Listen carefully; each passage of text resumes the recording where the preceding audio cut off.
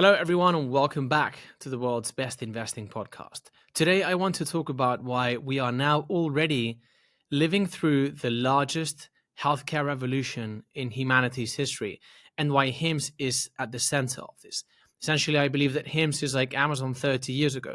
We have extraordinary management, extraordinary execution as a result. So, everything thus far has been beautifully executed by management. The user base is growing tremendously. The financials are going up and to the right. But what's happening is actually much, much bigger than that. Bears are focused on the GLP-1 story, but the story is a lot bigger than that. Over the past few weeks, we've seen very high-profile people making tremendous statements.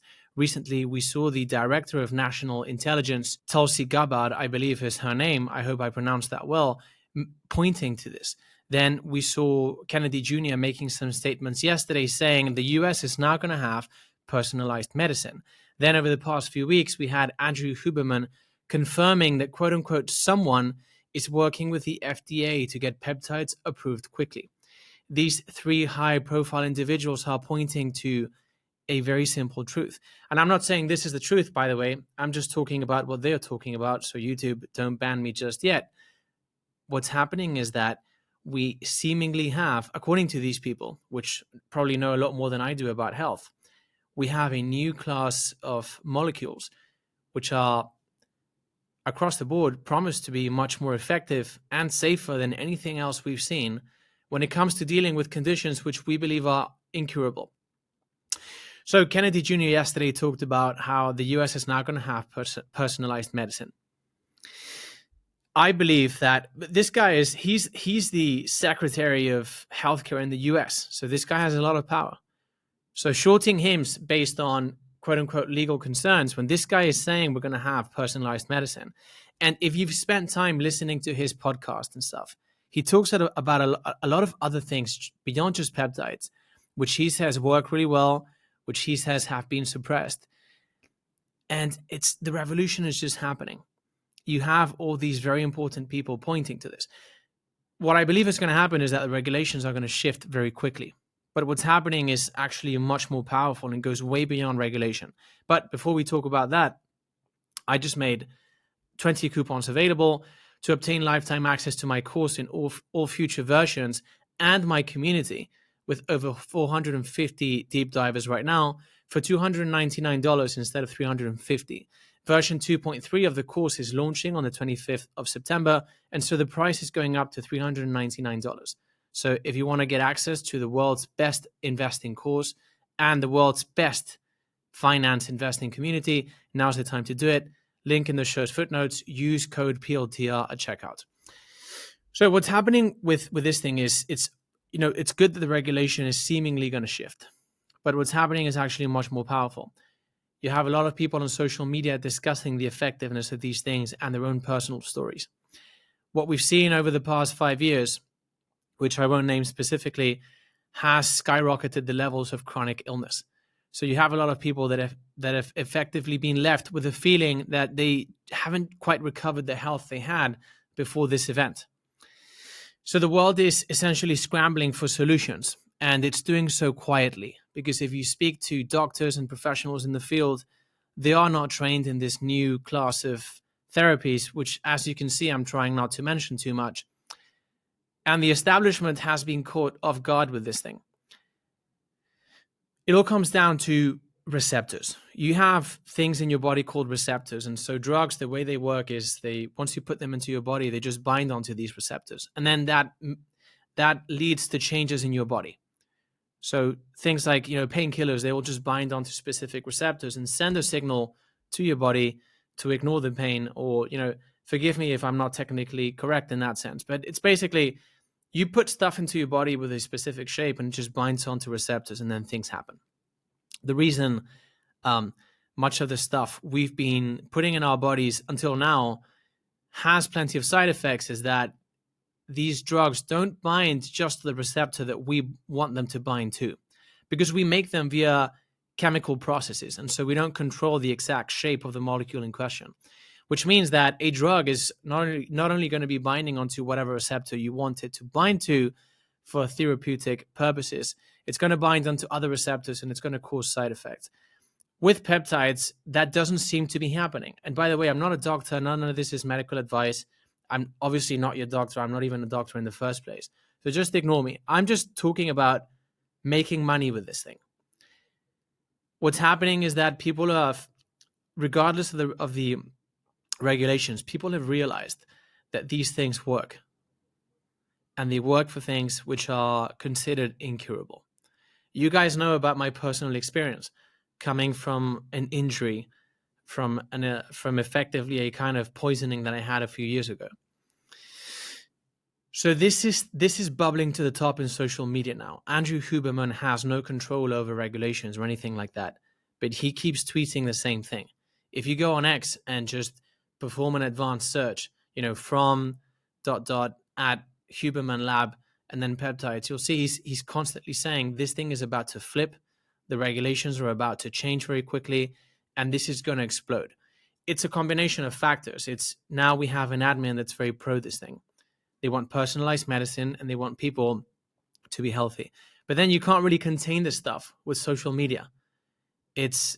We had this event in the past 5 years. People have now scrambled to look for solutions. They found it largely in this category of therapeutics, and the word of mouth is just unstoppable. You guys know I went through this thing in the past few years, and I've talked about this, and I have a peptide specialist in Dubai called Jessica. She's great, and she really put my life back on track. And just talking about her, so many of you guys have actually contacted her. She told me about this. I'm not affiliated in any way, so I don't make money with that at all. But she was pretty impressed. Like, wow, there's so many people that are looking for solutions. And obviously she's great. And these things, for me, they've been amazing. And I'm trying not to talk in too specific terms because this can be dangerous. So we have a confluence of factors that are coming online now.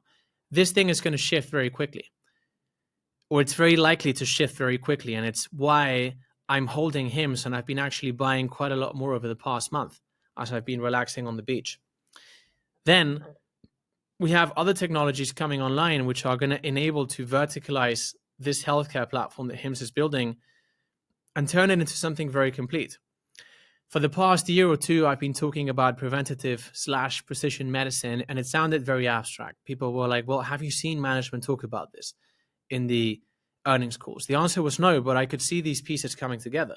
And then if you go and review the last earnings call from HIMSS, you can see CEO Andrew Dunham saying specifically what I've been telling you guys for 2 years now, that having an at-home testing capability combined with the peptide thing and everything is just going to open the door to preventative medicine. So I've explained this many times, but if you knew exactly what's happening in your body at a molecular level, real time, you knew exactly what every single molecule was doing, and then you had the ability to insert any molecule of any shape into your body, then you could, in theory, just sap illness. No one would get sick. So when I say HIMSS is like Amazon 30 years ago, of course, the essence of that is the extraordinary management, the extraordinary nature of the business. This is a world-class business. It's very well managed.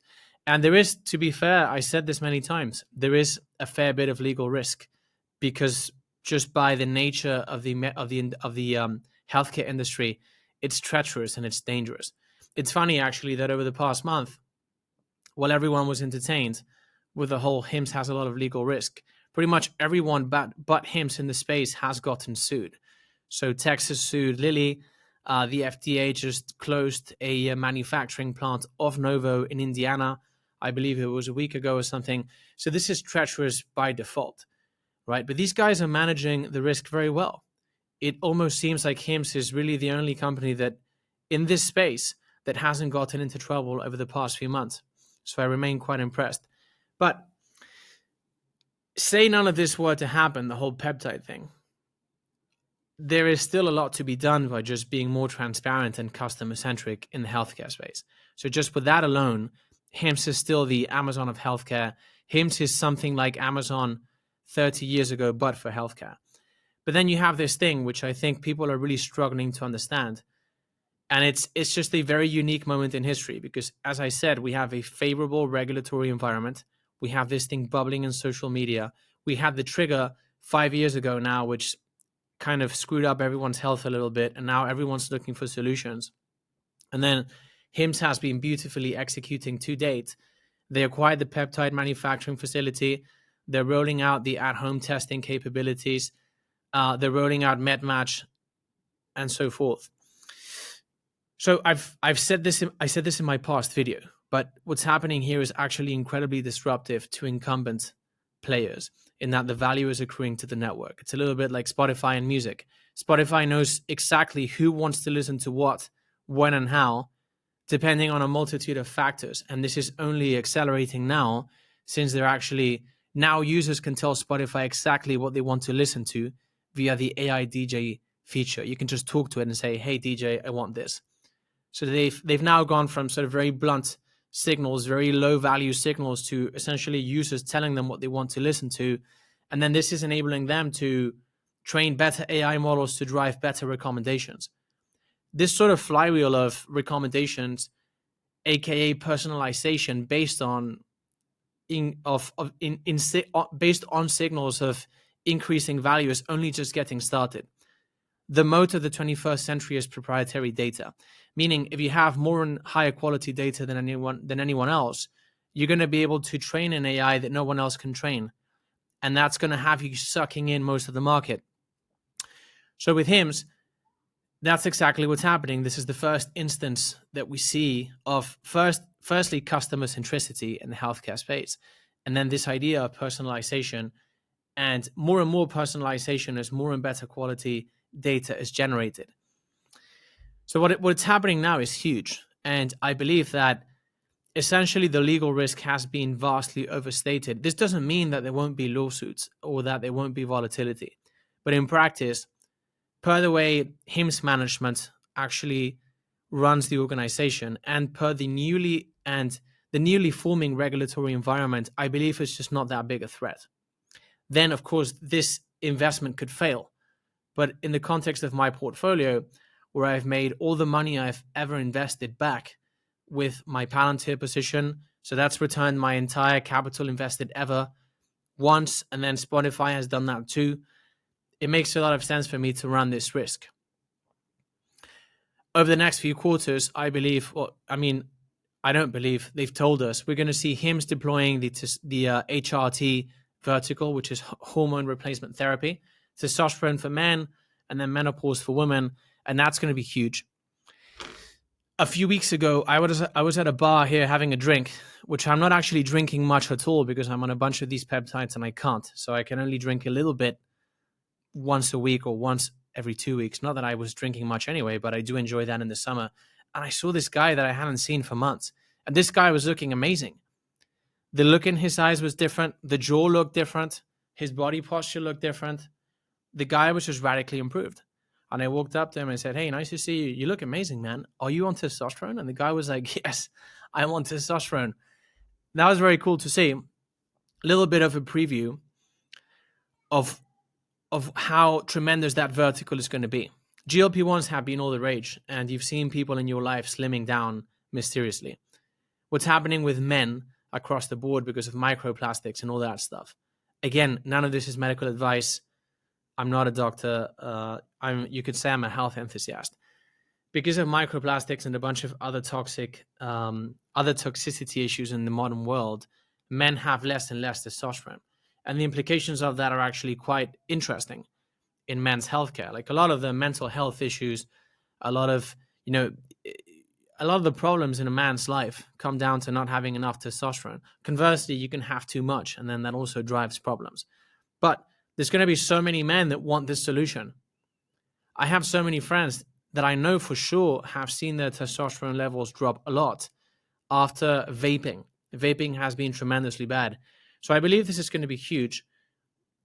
When I studied LifeMD, which I did a deep dive on, I believe in July, one of the main takeaways was that this vertical actually has for them much higher retention levels. That's because once you get on it, it just doesn't make a lot of sense to get off it.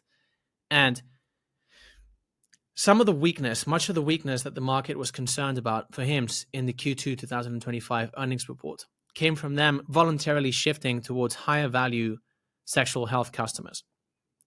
They also said that they're actually putting in other verticals, sort of folding them into the sexual health vertical. Why? Because really men subconsciously, all we care about is being attractive to women or to whoever the counterpart is. It comes down to everything we do, and this is the case for women too. It's subconsciously driven. So it's our subconscious minds wanting to ensure reproduction. So the new sexual health thing is actually the front door. I would say that, taking a step back, the new front door is actually going to be testosterone. The first thing a man is going to want to do once this is deployed is have sufficiently high levels of testosterone and actually make sense from a biological standpoint. And then everything else just cascades down from that. So I think that the quality of the business is actually going to accelerate meaningfully once the HRT vertical deploys. This will be true for women too with menopause, and it will be true for women across the board in other conditions, because many times when women give birth, their hormonal profile goes sideways as well. So hormone replacement therapy is just going to be huge, huge, huge, huge. It seems like that's where most of the alpha is for patients across the board. So I'm very excited to see that. Then, taking a step back, HIMS's ability to deploy and mature verticals and continue executing seems relatively untarnished. So over the past few weeks, there's been a lot of volatility in the stock price, but fundamentally, the company remains as good and is probably getting even better. We're seeing an expansion into Europe. We're seeing an expansion into Canada. We have the new HRT vertical deployment coming soon. And then the regulatory environment is just clicking together very nicely. So I bought a lot more HIMS over the past month. I have now quite a big, quote unquote, pocket money position. You guys know I make a big purchase with my big account, usually as soon as I develop conviction. And now with the money that I'm making from my course, I'm just reinvesting all of it essentially into stocks. And whatever I don't reinvest into stocks, I reinvest into making the course better. That's I'm the philosophy I'm executing my education business with is the same philosophy that I look for in businesses that I invest in, which is called economies of scale shared. So as the business gets bigger and it produces more profits, I'm just reinvesting it to deliver more value to customers per dollar spent. And you can go and see the reviews, what customers actually like. And once you come into the community, you'll see that people really love the space that this course and community has created. The first person that loves this course and community is myself. The only reason I was able to develop a conviction for HIMS is because I sat down to create the course. And that's what enabled me to understand the mistakes that I had made, that I've written about previously and made videos about, which were Amorous, GoPro, and BlackBerry. I saw the mistakes very clearly, and then I understood very clearly how to fix them. So the value of constantly doing deep dives and studying new companies and then tracking them over time is you begin to form this ontology in your brain of what's a good company and what's not, and what companies are most likely an extraordinary company and which ones are not. The number one company that I had in my radar at the time was HIMS. And synthesizing this framework that I had been subconsciously using in my successful investments and turning that into an educational experience that anyone can go through just enabled me to see HIMS with X-ray vision. So I now have a very big position in this company. In the big account, it's roughly just over $500,000 right now. Of course, it's done very well from the initial purchases, which are $15 per share and 28. Most of the money is there. Most of the money results from those initial investments. And then I've been, as I said, reinvesting much of the money I've made with the course into HIMS. And that position is roughly worth $100,000 right now of the quote unquote pocket money account. So I'm very excited. This is after the performance from the initial purchases, $15 and $28. This is my largest bet ever. So if this goes wrong, I'm not gonna be unmolested as I was with Amorous, which was a much, much smaller investment. This is a very big conviction at the moment. This is a very big bet that I'm making. If it goes to zero, I've still made a lot of money over the past few years just with Palantir and Spotify. And then simultaneously, I have my AMD and Tesla bets from a decade ago, which I think are going to do very well, especially AMD over the next few quarters. But this is a huge bet. And I think that the odds are very much favorable. So the main takeaway from today's video is that apart from all the fundamentals that we've discussed, it would seem that everything environmentally is coming into place.